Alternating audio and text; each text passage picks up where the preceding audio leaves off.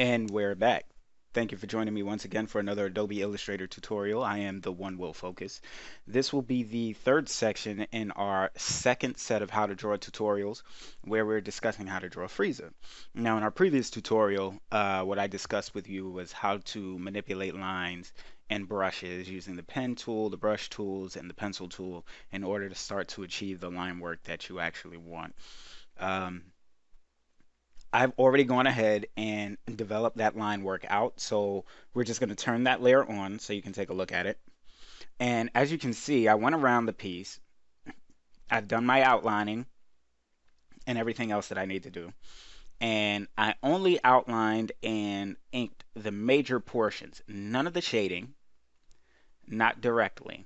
Now, what you can do is, if you would like, you can actually take your pen tool, your brush tool, and you can start outlining. Let's unlock that layer.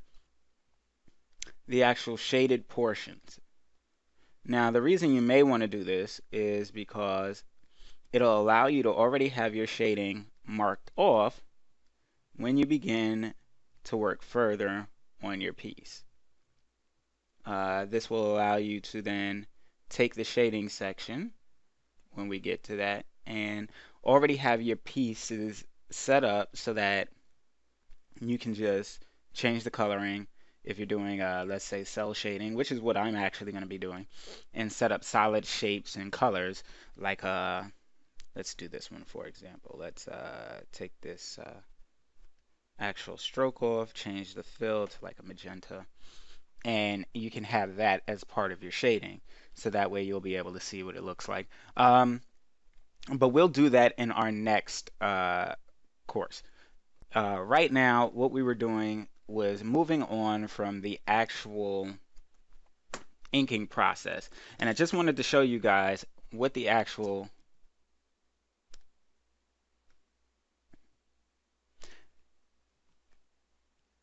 from our inking process. And I just wanted to show you guys what the actual look of the line work would be if you actually went around and did it and accurately manipulated your lines. Now, I like to use the pen tool. So everything that you're seeing right here is pen tool work. So I try to minimize the anchor points. It gives me extremely high accuracy, as you can see. Everything is literally tight around the edges of the actual illustration. You can go in, if you decide to, you can manipulate the lines. You can change the widths of the lines in terms of how the weight is, as well as the width at the beginning or the end or anywhere in the middle of the actual line stroke itself. So you have options. If you remember me speaking about line profiles, and I'll try and open that up real quick.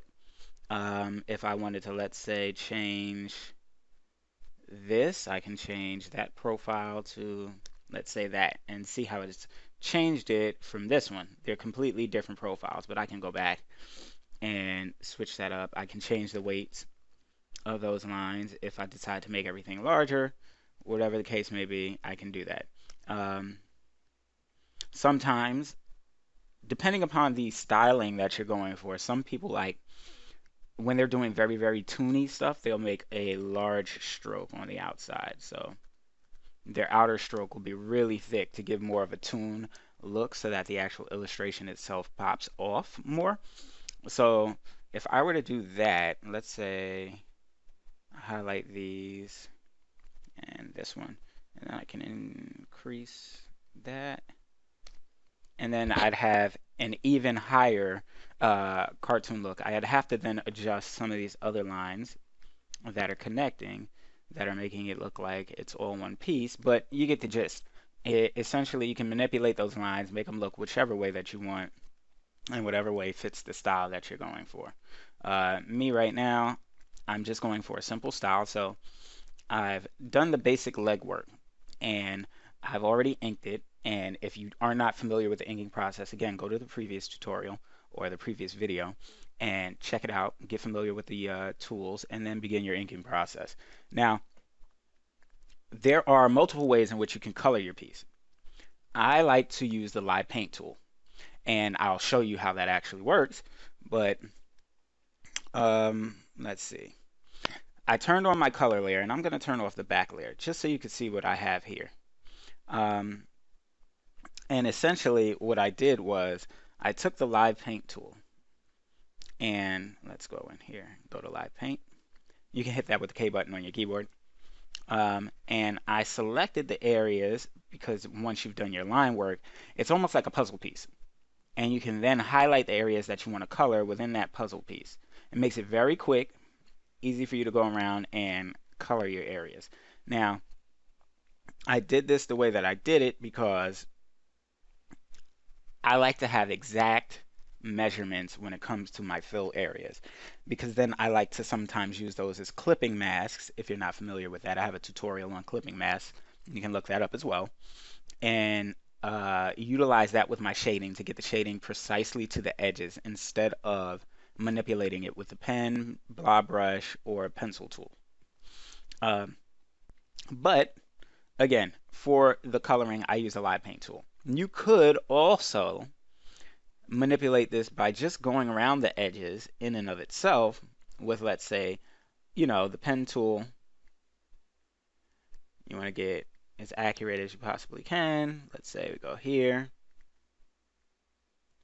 And I'm just doing this really quickly.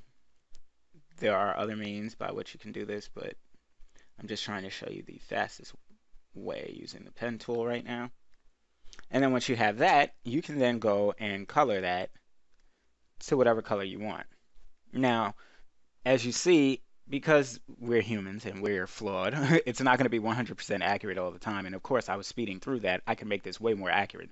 But for time purposes, I like to make sure that my line work is completely touching in all areas, and the areas that I need to color are separated. So that way, I can then take that piece, and I'll actually demonstrate how you would do that by just creating another layer.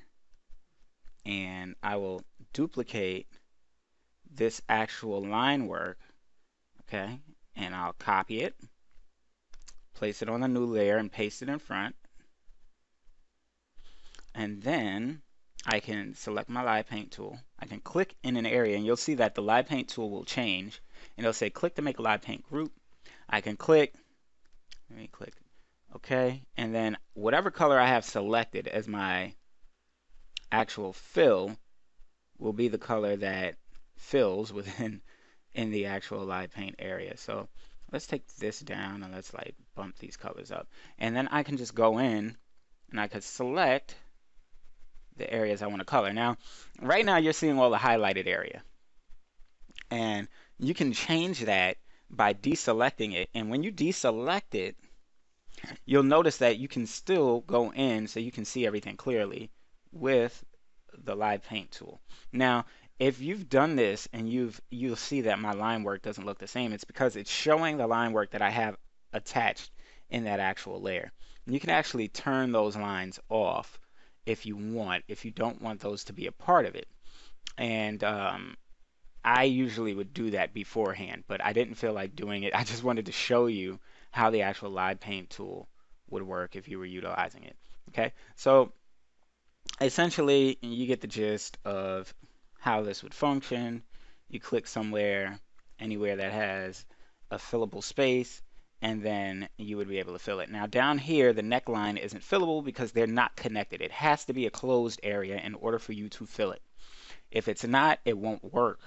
Or if an area is open, like if there was a break between the lip and the face, the color from the face would fill into the lip. So you have to be mindful of that. So take your time, play around with this, get used to the actual fill and color functions, and then make sure that your line work is the way that you would like to set it. And then in our next tutorial, we'll move on to shading. So you can check me out online. If you have any questions, you can email me at theonewillfocus.com. My website is theonewillfocus.com. And I'm on all social media at theonewillfocus. Check me out on Instagram for more artwork and information. All right, I look forward to seeing you guys in the next tutorial. Take care.